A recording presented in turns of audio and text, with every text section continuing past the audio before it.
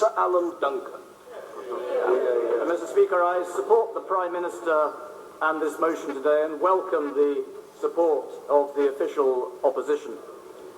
As someone who's focused on the Middle East for over 30 years, I was intending today to come and urge the House to be particularly cautious and sober in approaching this decision today, but I think it's quite clear that that is exactly the mood of the House and this debate.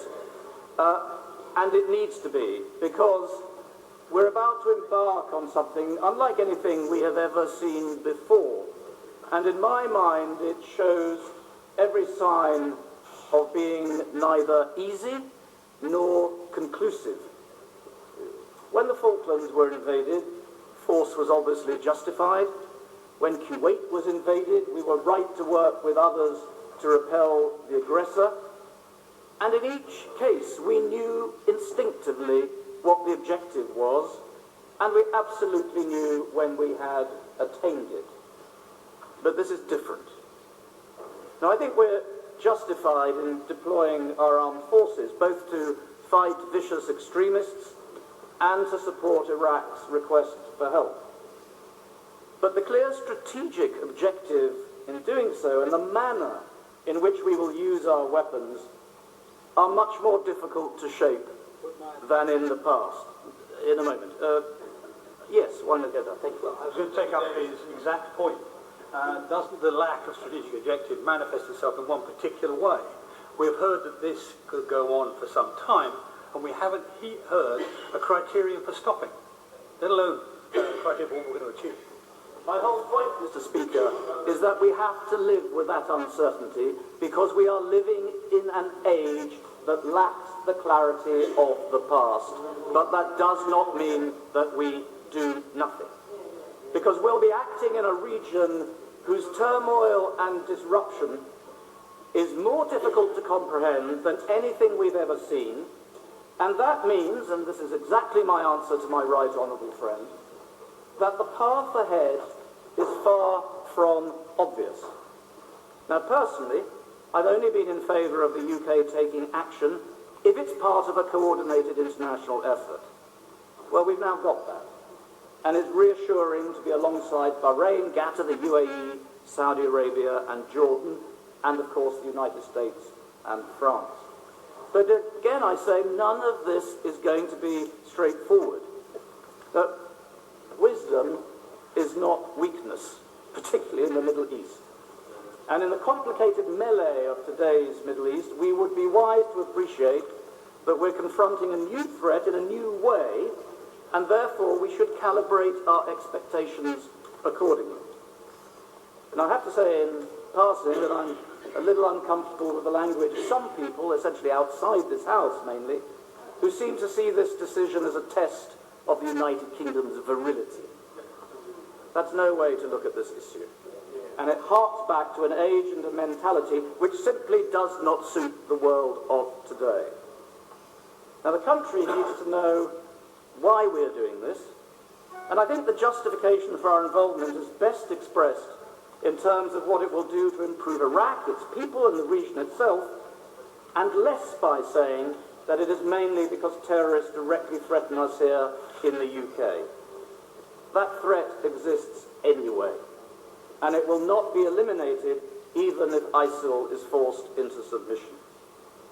Now, as my right honourable friend from Mid-Sussex referred to, we also have to be realistic about how little we really know. The rise of ISIL has taken us all by surprise, and knowing in detail and with confidence who they are and what exactly is happening on the ground is not going to be easy. Our sort of well of understanding about the region has run rather dry. And if I might say so, I will. This House would do better not to be so quick to mock the Honourable Member for Bradford West. Gentleman, he's making a very good speech. And could I ask him, is he uneasy about the way the gates are opening on this motion? The motion that's in front of us today, could, as has been mentioned earlier, open up bombing in Iraq by the UK for up to the next 10 years, at least, because it's open-ended. Let me answer the Honourable Gentleman, if I may, this way, because it's really my main point. We're not looking at one country invading another. We're not looking at a national army marching across a border. What we are looking at is a conflict without borders and the advance of non-state actors who have no national identity, no seat in the UN, and no coherent political structure. The threat is not from a rogue state or a vicious dictator. It's from a poisonous, viral movement which is cutting a swathe of grisly barbarity across the region from Syria to Iraq. And that enemy can morph into Al-Qaeda one day, it can disappear into the crowd and come back again the next. So we can resolve to beat them, but it's not the same as fighting a country. Now, as my right honourable friend, the member for Sutton Coldfield, I think sensibly mentioned, what can we target? What can we hit? What can we be sure we are bombing in the right way? Can we perhaps disable infrastructure rather than destroy it? And how will we continue to be effective from the air should ISIL forces move into a dense urban setting? Mr. Speaker, for all these reasons, we must expect to give our Prime Minister flexibility and discretion without us descending into political recrimination. He must be allowed to adapt and amend our actions to suit the unfolding acts on the ground, and in my opinion, a view which has been expressed by my right honourable friends for Croydon South, Rushcliffe and North Somerset, that should not exclude spreading air attacks into the deserts, of Syria. And may I conclude by saying this. Taking on ISIL is not just about bombs. It requires comprehensive confrontation. Diplomatic, social, religious, cultural, educational, financial, and through the media and the use of intelligence. They must be beaten on all fronts. Mr. Speaker, this may go on for years. It might not. But we should today be prepared to start our action.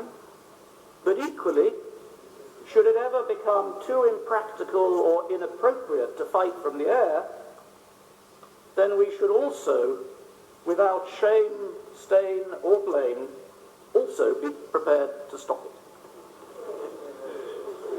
Frank Dobson.